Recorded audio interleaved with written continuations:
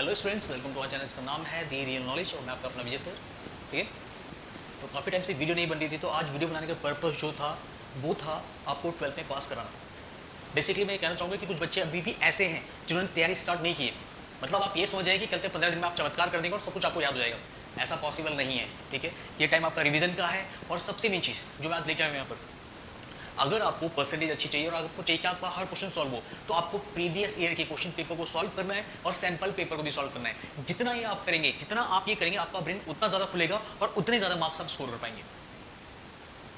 तो हम भी की बात कर रहे हैं जो प्रीवियस क्वेश्चन पेपर में आए हुए हैं। मैं फिर कह रहा हूँ, रिपीट होते हैं, कुछ तो आपके प्री बोर्ड में भी आए।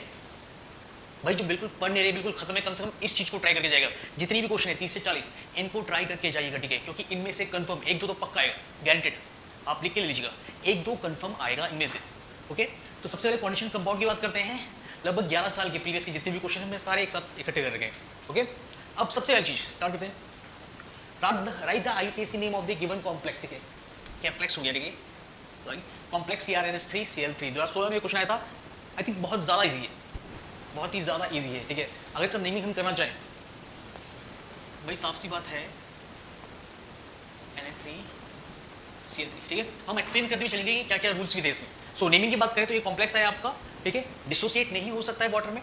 अब ये आपका सेंट्रल मेटल है क्रोमियम और ये आपके लिगेंड्स हो गए। ठीक है, तो सबसे पहले हम क्या करते हैं, NH3 I think NH3।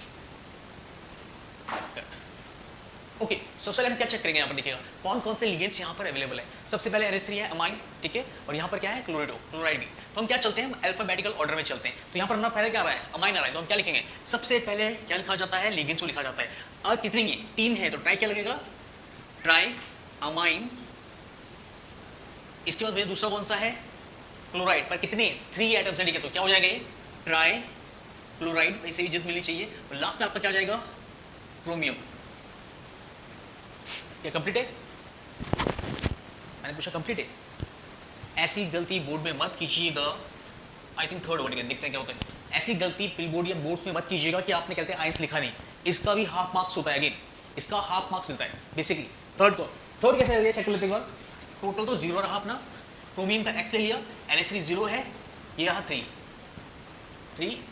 Negative और यहाँ 0। इधर से इधर गया ये और क्या बन गया आपका X+3। बिल्कुल सही कहा था।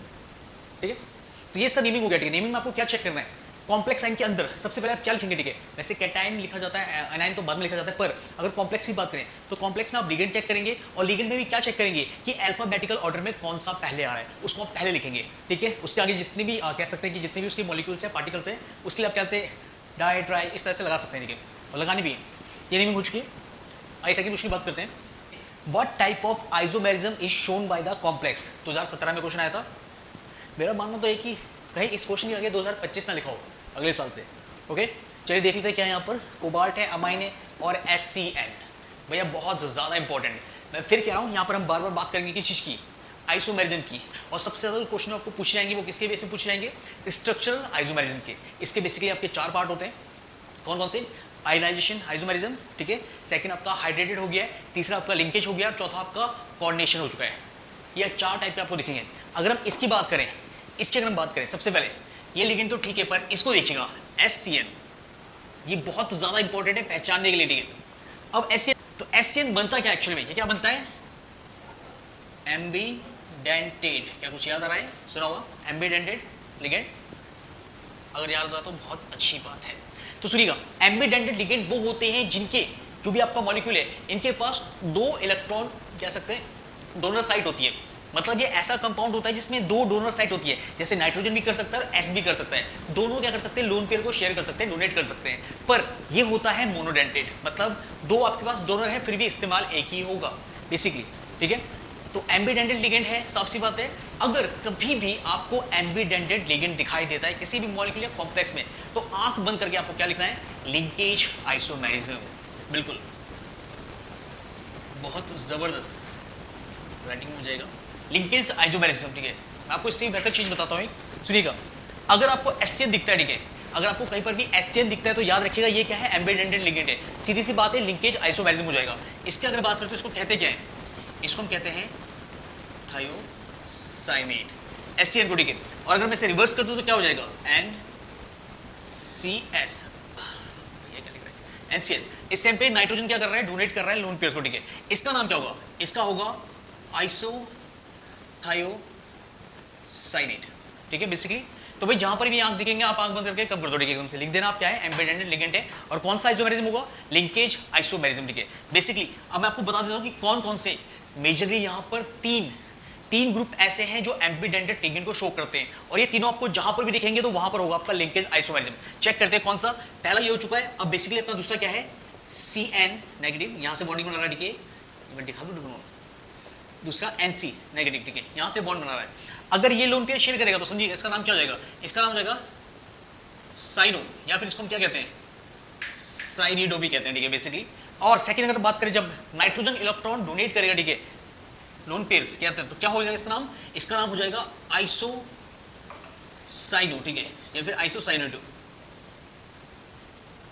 इजी है, आइसो लग जाता है, ठीक है। दो ये हो गया, और तीसरा एक और बचता है हमारे पास NO2, ये भी बहुत ज्यादा इंपॉर्टेंट है। और दूसरा ONO, पहले नाइट्रोजन बना रहा है, इसमें क्या आएगा आपका नाम नाइट्रीटो N, इसमें क्या आएगा नाइट्रीटो O। तो भाई आपको ये तीन जहां पर भी दिखेंगे, अगेन कौन कौन सा, थायोसाइनाइड या आइसोथायोसाइनाइड, या फिर साइनोसाइनाइड, या फिर आइसोसाइनो, या फिर आइसोसाइनाइड, और इसके अलावा नाइट्रेटो N या फिर नाइट्रेटो ऑक्सीजन। आपको जिस भी कॉम्प्लेक्स में दिखेंगे तो साफ सी बात है, कौन सा कॉम्प्लेक्स होगा, ये होगा लिंकेज आइसोमेरिज्म, लिंकेज फॉर्म कर रहे हैं, ठीक है। स्टूडेंट क्वेश्चन क्या है यहाँ पर आपका, out of NH3 and CO which ligand form a more stable complex and transition metal and white, 2015 में आया था। सबसे पहले याद रखिएगा, कार्बोनाइल जो ग्रुप होता है आपका, ये सबसे ज्यादा स्ट्रॉन्ग फील्ड लिगेंड होता है आपका, ठीक है, आइए फॉर एकदम से पावर सबसे ज्यादा इसमें। तो चेक करते हैं यहाँ पर आपकी बॉन्डिंग कैसे होती है। एनसीईआरटी में आपको ये डायग्राम दिया गया है, यहाँ पर एक कार्बोनाइल ग्रुप है और यहाँ पर आपका मेटल है, ठीक है। अब वो क्या है, यहाँ पर बॉन्डिंग हो रही है, याद रखिएगा, जब कार्बन डोनेट करेगा इलेक्ट्रॉन्स किसको, मेटल को, तब फॉर्म होता है सिग्मा बॉन्ड बेसिकली। और इसके साथ ही याद रखिएगा, यहाँ पर बॉन्डिंग तो हो रही है, पर यहाँ पर एक और चीज़ होती है, जो आपका मेटल होता है, मेटल के पास भी इलेक्ट्रॉन होते हैं, और कौन से ऑर्बिटल में होते हैं, d ऑर्बिटल में। ट्रांजिशन मेटल्स की बात कर रहे हैं, ठीक है, यहाँ पर तो d ऑर्बिटल में होती है। तो जब यहाँ से बॉन्डिंग होती है तो याद रखिएगा, मेटल भी बॉन्डिंग करता है किसके साथ, कार्बन के साथ। और जब मेटल इलेक्ट्रॉन डोनेट कर रहा है कार्बन को, तो यहाँ पर बनता है पाई बॉन्ड और पाई बॉन्ड, ठीक है। मतलब कार्बन अगर मेटल को कर रहा है तो सिग्मा बॉन्ड बनेगा, और मेटल को अगर कहते हैं मेटल कार्बन को बॉन्ड शेयर कर रहा है या फिर इलेक्ट्रॉन शेयर कर रहा है, तो आपका बनेगा पाई बॉन्ड। और ये वाला बनेगा आपका किसमें, पाई स्टार जो ऑर्बिटल है आपका यहाँ पर, और ये आपका d ऑर्बिटल है बेसिकली, ठीक है। अब सिचुएशन बनती क्या है कि भाई कैसे पता चलेगा कि कौन सा बॉन्ड ज्यादा स्ट्रॉन्ग है कार्बोनाइल का। तो याद रखिएगा, जिस भी मेटल के पास जितनी ज्यादा इलेक्ट्रॉन होंगे d ऑर्बिटल में, उसका उतना स्ट्रॉन्ग बनेगा बॉन्ड किसके साथ, कार्बन का। मेटल कार्बन बॉन्ड उतना ज्यादा स्ट्रॉन्ग होगा उस मेटल का जिसके पास ज्यादा इलेक्ट्रॉन है। अब ज्यादा इलेक्ट्रॉन मतलब होता क्या है बेसिकली, मतलब चार्ज क्या होना चाहिए, जो कॉम्प्लेक्स आपका होगा उसका चार्ज क्या होना चाहिए, पॉजिटिव, नेगेटिव या फिर न्यूट्रल। भैया पॉजिटिव मतलब क्या होता है, इलेक्ट्रॉन डोनेट कर रहा है, कम है, न्यूट्रल भी ठीक है, पर सबसे जो बेस्ट होता है वो आता है आपका नेगेटिव। नेगेटिव मतलब और इलेक्ट्रॉन उसके पास है, तो भैया जितने ज़्यादा इलेक्ट्रॉन उसके पास होंगे उतनी अच्छी बॉन्डिंग होगी, साफ सी बात यहाँ पर ये है, ठीक है। अब यहाँ पर याद रखिएगा, इस टर्म को हम क्या कहते हैं, इस टर्म को क्या कहते हैं, जब कार्बोनाइल ग्रुप क्या करता है किसी मेटल के साथ सिग्मा बॉन्ड के साथ साथ पाई बॉन्ड भी फॉर्म करता है, इसको हम कहते हैं सिनर्जिक बॉन्डिंग।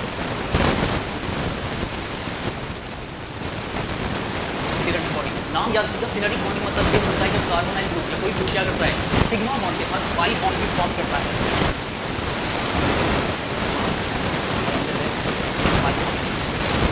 ऐसी बॉन्डिंग को हम सिनर्जिक बॉन्ड, M प्लस उससे ज़्यादा, M न्यूट्रल वाला और माइनस वाला, और ये -2 सबसे ज़्यादा स्ट्रॉन्ग होगा बेसिकली, ठीक है।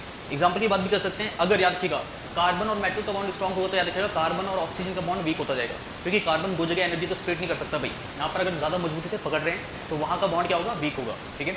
एग्जाम्पल भी कुछ हैं आपके, जैसे Mn2+ के, ये ज़्यादा स्ट्रॉन्ग नहीं होगा, NiCO4 ज़्यादा इससे होगा, ठीक है। इससे इसके बाद अगर हम बात करें तो CrCO पॉजिटिव भी और ज़्यादा होगा, ओके। कोबाल्ट भैया खुद से भी कर रहा है, यहाँ पर ये नेगेटिव होगा, और यहाँ पर होगा FeCO4 2 नेगेटिव। तो सबसे ज़्यादा स्टेबल कौन सा होगा, जो सबसे ज़्यादा नेगेटिव 2 वाला, ये सबसे ज़्यादा स्टेबल बॉन्ड फॉर्म करेगा, याद रखिएगा, सबसे ज़्यादा स्टेबल कॉम्प्लेक्स फॉर्म करेगा, ओके। अब यहाँ पर समझने वाली बात क्या आती है, आपको ये तो समझ आ चुका है कि क्या चल रहा है। अब मैं मेन चीज़ आपको बताता हूँ, ठीक है, कि ये ऑर्बिटल कौन से हैं, इसको समझना बहुत जरूरी है। आई थिंक आपने नोट कर लिया होगा कि ये कौन से हैं, इसे नोट कीजिएगा एक बार भाई, नोट जरूर करना, ठीक है, जगह थोड़ी कम पड़ेगी, ओके। चेक कीजिएगा, पहले हम बात करते हैं इसकी, ठीक है, कि कार्बोनाइल वाला किसके साथ अटैच कर रहा है। मेटल आपका है, ठीक है। और यहाँ पर क्या हो रहा है आपका, ये कार्बोनाइल ग्रुप है बेसिकली, ये कार्बोनाइल ग्रुप है आपका और ये मेटल है आपका। मैं कौन सी बात कर रहा हूँ, यहाँ पर क्या हो रहा है, कार्बन से मेटल की तरफ इलेक्ट्रॉन डोनेट कर रहे हैं। यहाँ पर कार्बन क्या कर रहा है, यहाँ पर मेटल को दे रहा है, ठीक है। अब मेन बात जानते हो क्या है यहाँ पर, और कौन सा बॉन्ड बन रहा है यहाँ पर, सिग्मा बन रहा है। अब मेन बात यहाँ पर ये है कि ये ऑर्बिटल कौन सा है, ये जो मेटल का ऑर्बिटल कौन सा है जो पार्टिसिपेट कर रहा है, जिसमें कहते हैं कार्बन क्या कर रहा है, इलेक्ट्रॉन डोनेट कर रहा है मेटल को, ये ऑर्बिटल कौन सा है, ठीक है। 5 ऑर्बिटल होते हैं, अगर मैं डी की बात करूँ तो मैं आपको बता देता हूँ, d x y, d y z, d z x, d x square y square और डी जेड स्क्वायर। चलो इसका तो फंडे अलग है, वो तो स्ट्रक्चर अलग बन रहा है यहाँ पर। क्या यहाँ पर डी एक्स वाई हो सकता है या डी वाई जेड या डी जेड एक्स हो सकता है, नहीं हो सकता है। क्यों नहीं हो सकता है, क्योंकि ये कहाँ बनता है, याद रखिएगा, ये वाले कहाँ बनते हैं, ये बिटवीन द एक्सेस बनते हैं, ऐसे बनते हैं ये फॉर्म। इसकी बात करूँ अगर मैं, तो सबके सब क्या बनते हैं, बेसिकली बिटवीन द एक्सेस बनते हैं। और जो आपका डी एक्स और वाई स्क्वायर होता है, याद रखिएगा, ये क्या बनता है, ये बनता है अलोंग द एक्सेस। यस, ये देखिए एक्सेस पे बॉन्डिंग हो रही है यहाँ पर, ठीक है। तो ये ऑर्बिटल कौन सा है, ये d x square y square है, क्योंकि बॉन्डिंग कैसे हो रही है, अलोंग द एक्सेस हो रही है, ठीक है। और अलोंग द एक्सेस में कौन सा ऑर्बिटल आता है, अलोंग द एक्सेस में आता है आपका d x square minus y square, ये वाले नहीं आते हैं, रखिएगा, ठीक है। तो कौन सा ऑर्बिटल हो गया मेटल का, d x square y square, जो क्या कर रहा है, कार्बन से क्या ले रहा है, एलोन पेयर शेयर कर रहा है, ठीक है, ले रहा है। ये तो की मेटल की बात बेसिकली। अब बात करते हैं यहां से, भैया मेटल वाले कौन है आखिर, चेक कर लीजिएगा। अब बारी किसकी है, मेटल की,